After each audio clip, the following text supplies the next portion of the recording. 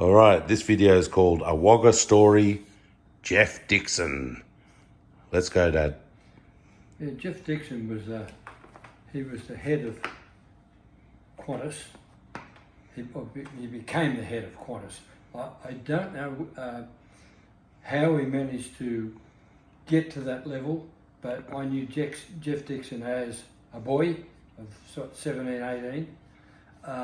When I was 13, I used to play Blake Cup Rugby League, which was at Bolton Park in Wagga, and it was quite a big competition. Practically every kid I knew played in it, but unfortunately it was an under-18 competition, and most of them were far too good for me, but far too big too.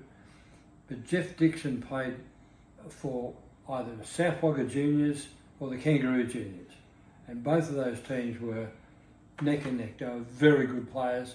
Some of them went on to Sydney, guys like Geoff Chambers and fellas like that went to Sydney. Who's Geoff Chambers? Geoff Chambers played for, I think, Eastern Suburbs. There were several players from Wagga would go to Sydney and play for Eastern Suburbs and so on.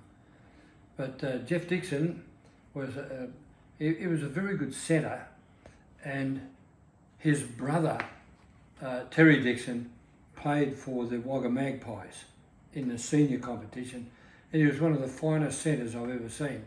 He refused to play representative football, but certainly he was good enough to play for Australia. Terry Dixon was a huge guy, big shoulders, fast and very intelligent, and he played outside, I'm trying to think of his name, a 5'8" that came from St George. I'm sorry, I can't think of his name just offhand. But getting back to Geoff, the last time I actually saw Geoff in the flesh, he had his arm around an ex-girlfriend of mine, a girl who came from North Wagga, whose name also escapes me. But I don't know whether he went on to marry this girl or not, but she was a lovely girl, and I wish Geoff all the best in that respect. But I understand, well, everybody knows his record with Qantas. Qantas had never had an incident. They had no problem with their staff. He just ran the ship as it should be run. And when he left, of course, they put in not a general manager, but a chief executive officer, who the first thing he did was sack half the staff and make sure that the maintenance was being done overseas instead of by Australian people. And he really took Geoff Dixon's structure and just pulled it apart and destroyed it. And I don't think Qantas will ever be the same until they get somebody of the quality of Geoff Dixon back. And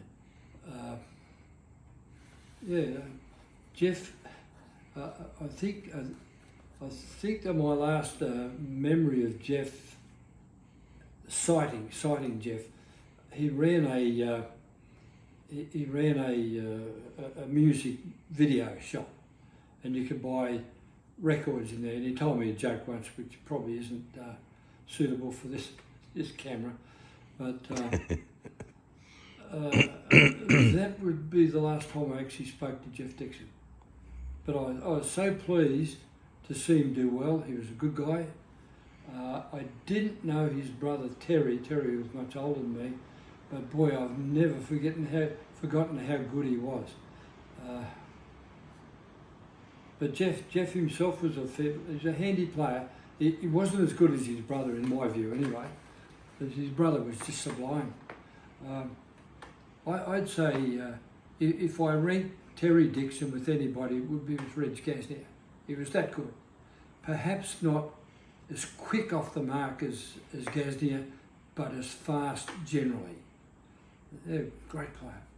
Anyway, it was so good to see Geoff have a great career, and so sad when Qantas lost him. Thank you, Richard. No worries, Dad.